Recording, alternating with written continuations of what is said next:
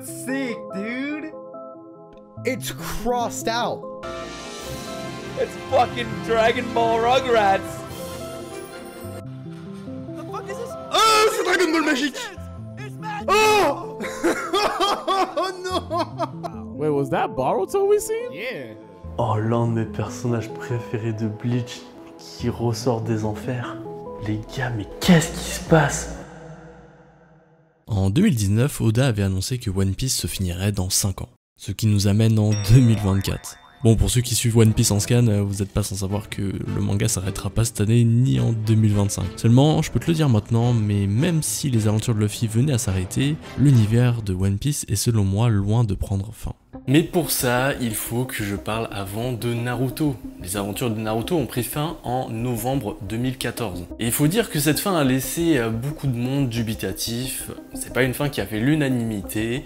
Tout le monde s'accorde à dire que bon, l'arc final de Naruto est pas si incroyable que ça. Mais le fait est que finalement, les aventures de Naruto ne vont pas s'arrêter avec cet arc, puisque vous n'êtes pas sans savoir qu'on va avoir Boruto. En effet, annoncé en 2015, les aventures du fils de Naruto débuteront en 2016. Scénarisé par Yukio Kodashi et dessiné par Mikio Ikomoto, et bien évidemment sur la supervision de Masashi Kishimoto, l'auteur de Naruto, on va avoir les aventures de Boruto bien après la fameuse Grande Guerre Ninja, et des aventures qui seront évidemment dépeintes en animé. Et d'ailleurs, si vous avez découvert Boruto avec son animé et que vous n'avez pas apprécié, je vous invite vivement à lire le manga qui est pour moi bien meilleur. En parallèle de Boruto, Masashi Kishimoto, lui, va se lancer dans un nouveau manga, Samurai 8, une histoire complètement originale qui n'a rien à voir avec Naruto, bien que le style, le chara-design soit proche, mais ça c'est normal, c'est le style de l'auteur. Faut dire que l'histoire est vraiment complètement différente, puisqu'on va être plutôt dans de la science-fiction avec une aventure un peu interstellaire qui malheureusement s'est arrêtée en 5 tomes.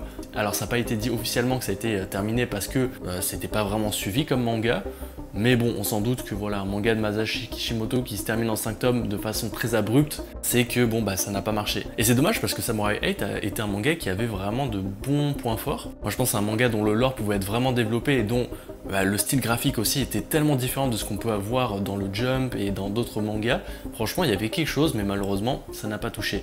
Donc, Masashi Kishimoto est revenu travailler un peu plus sur Boruto, qui lui, en parallèle, marchait très bien. Et faut le dire, même si moi j'étais sceptique de Boruto au début, parce que bah voilà, je me suis dit, c'est bon, Naruto, laissez-le tranquille, il y a eu les fins de l'aventure, même si l'arc final n'était pas incroyable, l'aventure globale était vraiment sympathique et j'avais peur qu'on entache cette œuvre qui est quand même une œuvre majeure pour le public francophone et aussi japonais, mais il faut dire qu'en France Naruto c'est quelque chose. Mais au final Boruto, faut s'accorder à dire que c'est plutôt assez qualitatif et quand t'es fan de Naruto, c'est un très bon bonus. Et même si Boruto c'est bien, est-ce qu'on peut se poser une question et se dire est-ce qu'ils ont bien fait de continuer Naruto? Non, parce que Boruto, est-ce que c'est bien parce que c'est la suite directe de Naruto ou alors est-ce que c'est bien en lui-même? C'est dur à dire. Mais bon, c'est pas le seul manga aussi du Weekly Shonen Jump qui ne s'est pas vraiment terminé. Bleach. Je veux parler de Bleach, évidemment. La fin de Bleach a été aussi compliquée en manga. Il y a eu beaucoup de choses qui se sont dites. Tite Kubo a laissé sous-entendre que bon, les éditeurs voulaient que Bleach ça se termine à tel niveau, donc il a rushé un peu la fin. Bref, on ne saura jamais trop la fin mot de l'histoire sur cette fin. Le fait est qu'elle commence à être plus ou moins corrigée avec l'anime qui arrive et qui est en train d'être diffusé en ce moment. Enfin, en tout cas, l'arc final est en train d'être diffusé. Mais bon, le manga, un petit peu un échec sur la fin.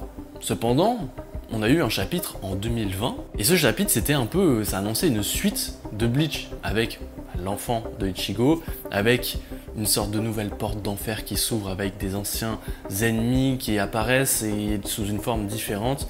Bref, ça annonçait quelque chose de très lourd. Mais depuis, plus rien.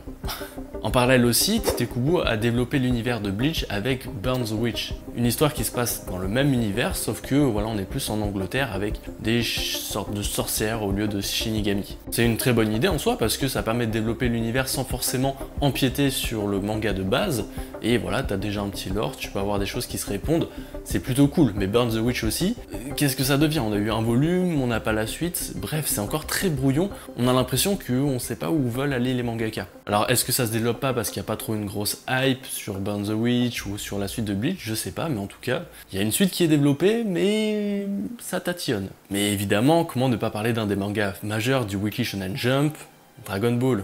Parce que Dragon Ball lui aussi a eu le droit à des suites. On a eu d'abord Dragon Ball GT qui n'a pas forcément fonctionné, en tout cas l'anime n'a pas fait l'unanimité, et ensuite, vous n'êtes pas sans savoir que maintenant on a Dragon Ball Super. Qui même si il n'a pas fait l'unanimité aussi lors de sa sortie en animé, faut dire que les ventes de Dragon Ball Super en manga et l'animé aussi a été plutôt bien suivi. Ça encourage forcément les ayants droit de continuer la licence. Dragon Ball Super, voilà, et des tomes, ça s'en vend en palette, et donc il continue.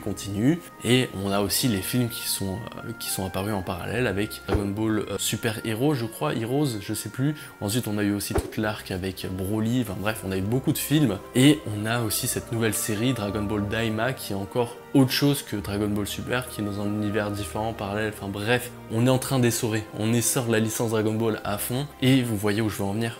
Vous voyez, je veux en venir, hein, vraiment. Mais avant, on va faire un petit parallèle aussi avec tout ce qui est le monde des séries et des films, parce qu'il se passe aussi plein de choses à ce niveau-là. On a notamment les Marvel Cinematic Universe qui sont développés aussi à tout va, où on essore encore et encore nos super-héros. On a vu cette nouvelle où Dr Doom va être joué par Donald Roney Jr., donc l'acteur qui jouait Iron Man. Si ça c'est pas un aveu de faiblesse aussi sur le fait qu'il faut continuer toujours la nostalgie et tout, je trouve ça pas très intelligent en fait, hein, parce que j'ai l'impression qu'on évite de créer des choses, on est plus sur voilà, bâtir sur ce qui a déjà été construit pour prendre le moins de risques possible, et au détriment de la créativité. The Boys aussi, hein, ils étaient très taquins sur ça, sur le Cinematic Universe, qui font plein de multiverses et tout ça.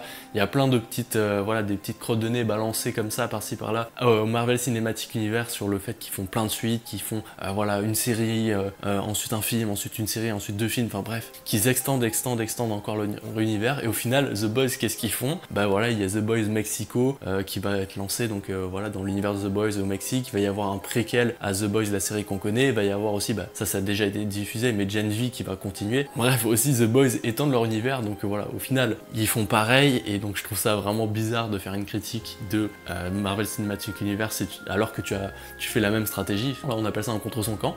Donc on voit cette tendance de plus en plus à, au lieu de créer des choses, ouais, c'est ça, on se base sur nos acquis, parce que les gens ils aiment bien les licences, hein. Pareil dans le jeu vidéo aussi, je vais pas faire une parenthèse sur les jeux vidéo, mais pour les jeux vidéo c'est pareil, voilà, Assassin's Creed 5, 6, 7, 8, ainsi de suite, Dragon Ball, Dragon Ball aussi, Tenkaichi, tout ça, on se base sur la nostalgie pour créer, c'est dommage. Et c'est là où je suis amené à parler de One Piece. Oui, parce que je voulais teaser en début de vidéo, même tu l'as vu dans ce titre, One Piece, vous n'allez pas voir la fin, je vous le dis. Alors oui, tu vas voir à la fin de l'arc principal avec Luffy, enfin de l'arc, de l'œuvre principale avec Luffy. Mais est-ce que tu penses vraiment que One Piece ça va s'arrêter avec les aventures de Luffy? Franchement, j'ai du mal à y croire. J'ai du mal à y croire parce que tout simplement One Piece c'est une licence qui est faite pour durer, que ce soit à travers les films, les séries et aussi récemment les cartes One Piece qui sont sorties. D'ailleurs, si tu cherches à acheter des cartes One Piece, j'ai le site pour toi, c'est Baron Collection. Tu as 5% de réduction sur tout le site avec le code 1viewer. Vraiment, je te conseille d'aller voir le site, il y a énormément de choix, que ce soit sur les sets en cours de One Piece. Tu as aussi des choix de cartes promo, tout ça, il y a vraiment des choses assez uniques qui sont vraiment chouettes. D'ailleurs, en ce moment, il y a un set qui est vraiment bien, c'est OP09, où tu peux tenter d'avoir la Goldie Roger en version manga, ou alors la Goldie Roger en version or, qui à mon avis va valoir un prix de fou, mais à mon avis qui va être quasiment impossible à avoir. Bref, je t'invite à aller sur le site, que ce soit pour du One Piece, du Dragon Ball, du Pokémon, il y a énormément de choix, à des prix très compétitifs, et en plus avec le code 1viewer, tu te mets bien, c'est pour moi c'est cadeau. En fait, on a déjà eu un avant-goût avec One Piece épisode A. Si tu ne sais tout simplement pas ce que c'est un manga qui a été dessiné par Boichi qui finalement retrace les aventures de Ace, des aventures qu'on n'a pas forcément vues dans l'animé et dans le manga de base. Donc ça c'est plutôt intéressant parce qu'on va éclaircir des zones d'ombre pour découvrir un peu plus sur un personnage qu'on aime beaucoup en général, qui fait l'unanimité, il s'agit de Ace, à travers en plus des dessins d'un autre dessinateur que Oda, donc là aussi ça peut être intéressant. D'ailleurs, je pense que c'est un manga qui est pas mal dans vos mangatech, puisque ça a été l'une des nouveautés, entre guillemets, j'appelle ça nouveauté entre guillemets parce que ça reste du One Piece, mais ça a été une des nouveautés qui a été le plus vendue en France en 2023, si ce n'est la nouveauté la plus vendue en France en 2023. Faut se le dire, One Piece épisode A, c'est un carton. Tu commences à me voir venir, est-ce que ça va être le seul préquel de One Piece? Je ne pense pas non plus. Bah oui, face au succès de One Piece épisode A avec Ace, il y a encore plein de choses à développer. En parallèle de ça, l'univers aussi s'est développé sur le petit écran avec la nouvelle série One Piece sur Netflix, la série live action qui a aussi extrêmement bien marché, avec aussi un budget colossal de 18 millions de dollars par épisode. C'est une série qui a battu des records à ce niveau-là et qui a aussi battu des records en termes de vues. Et comme ça a bien marché, évidemment qu'il y aura une suite. Il y a même le producteur Marty Aldestein qui parle de 12 saisons. 12 saisons de One Piece. Je sais pas si tu te rends compte de l'écart qu'il y aura entre les saisons, mais il n'y aura pas une saison par année. Donc voilà, si tu dis au minimum il y a 2 ans entre chaque saison, 2 fois 12, 24 ans de One Piece sur Netflix. Il y en a qui n'ont même pas 24 ans là, qui sont en train de regarder cette vidéo. 24 ans, c'est colossal.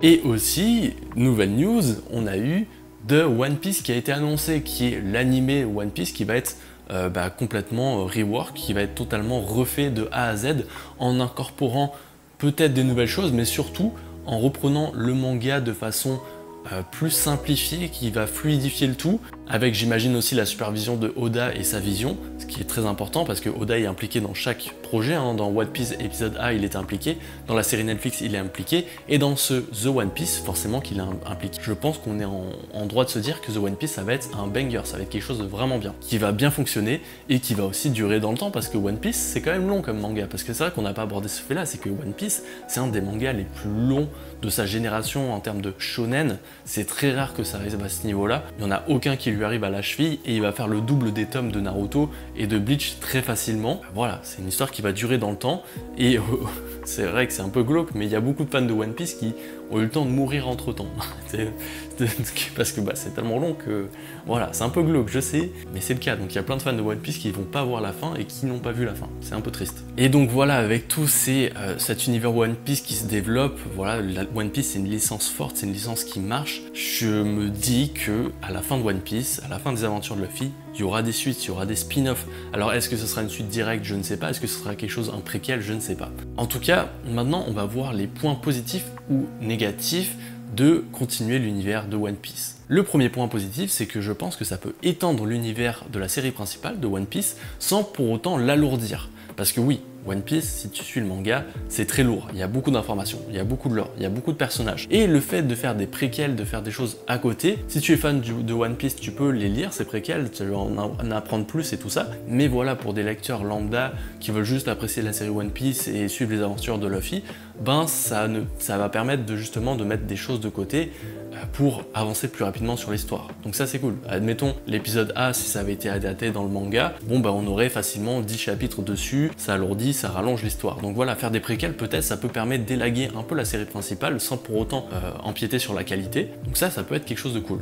Ça fait un peu moins de travail pour Oda aussi. Et il faut dire aussi que Oda, il a mis pas mal de zones d'ombre, de zones qui sont passées un peu inaperçues, où voilà, où en une case on nous dit il s'est passé ça, mais on n'a pas vu vraiment ce qui s'est passé. Et je pense notamment à un arc qui pourrait être incroyable, en tout cas un combat qui pourrait être incroyable, c'est Roger et Garp versus les Rocks et versus Chebex plus précisément. C'est un combat qu'on nous a vite fait annoncer, qu'on nous a dit qu'il s'est déroulé, qu'on nous a dit qu'il a fait des ravages, mais voilà, à part 2-3 cases, on n'a pas vu grand chose de ça. Donc si on a un préquel style Boichi qui dessine cet arc, moi je prends, ça peut être sympathique. Puis c'est pas la seule histoire qui pourrait être adaptée, hein. C'est tellement riche One Piece que voilà, on pourrait faire un manga sur Shanks, on pourrait faire un manga sur Baggy, il y a tellement de choses à développer que voilà, c'est pas les histoires qui manquent pour faire des suites ou pour faire des préquels ou pour faire des à côté, des spin-offs. Aussi, ça c'est un des points forts, c'est que ça peut faire découvrir des artistes. Par exemple, Boichi qui a dessiné One Piece épisode A.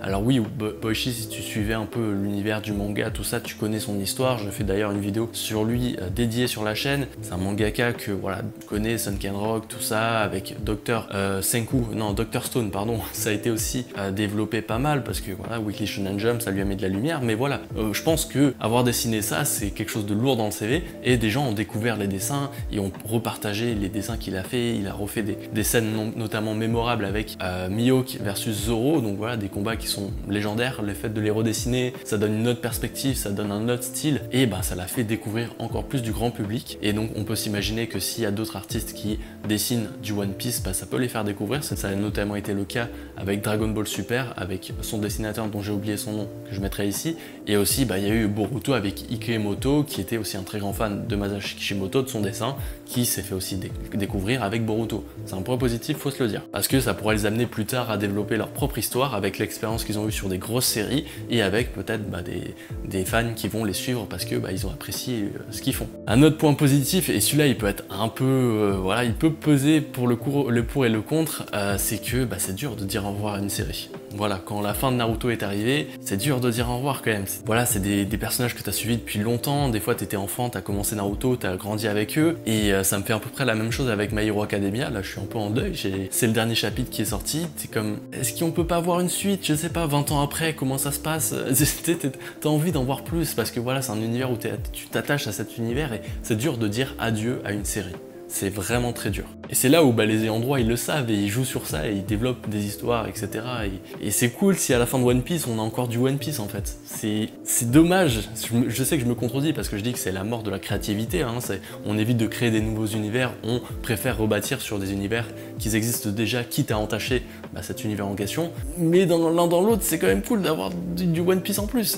Ah oui, parce que c'est ça l'un des plus gros points négatifs que j'ai dit tout au long de la vidéo, c'est que c'est la mort de la créativité. Parce que Samurai 8, en soi, c'était très très bien. Franchement, c'était un très très bon manga. Les gens n'ont pas suivi parce que c'est une nouvelle licence et qu'ils n'ont pas forcément pris le temps de s'intégrer, de s'immerger dans ce nouvel univers.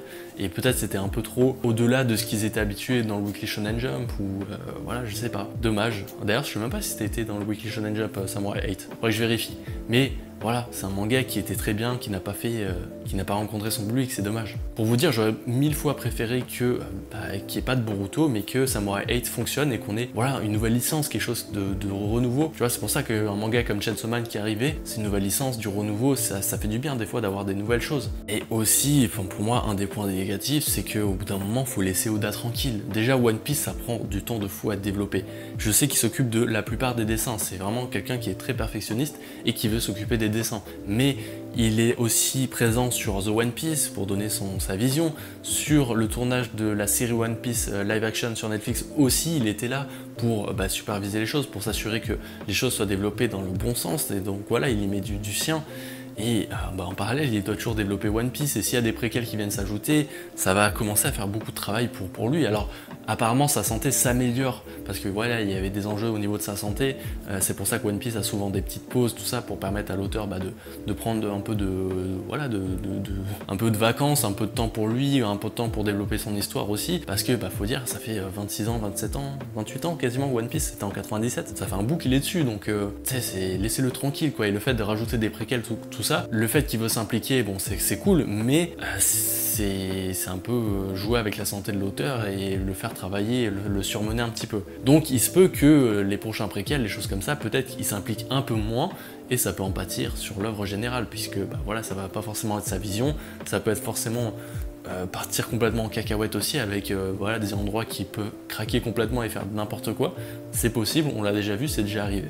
Et le dernier point négatif qui est en rapport avec le titre de cette vidéo, c'est que au final, on aura le temps de mourir avant qu'il y ait le 5e préquel sur la vie de Shanks, ou sur la vie de, je sais pas, Yamato, ou de Oden. Enfin, quoique Oden, on a déjà vu quand même pas mal de choses, mais tu me comprends, c'est qu'on a le temps de mourir, parce qu'au bout d'un moment, on n'est pas éternel, et la vie est escalée, et au bout d'un moment, voilà, je sais c'est glauque, c'est un peu putaclic comme titre, mais c'est la vérité. Si les univers se développent ainsi de suite, tu vois, c'est comme Batman, hein. Batman, ils veulent pas lâcher le morceau, il y a des Batman, etc. Et Superman, et bref, les univers Marvel, DC Comics, en comics, justement, ça ne s'arrête pas. Est-ce que un jour on aura ça dans le manga avec, je suis désolé, mais Dragon Ball c'est ça, c'est devenu ça. Goku est développé dans plusieurs histoires, dans plusieurs timelines, même s'ils essayent de raccrocher les trucs. Pour moi, Goku, c'est, Dragon Ball, c'est un peu le début de ça. Et est-ce qu'avec One Piece, on verra pas ça? Je pense que oui, parce que One Piece est très fort, c'est très puissant, et je pense qu'on ne verra jamais la fin de One Piece.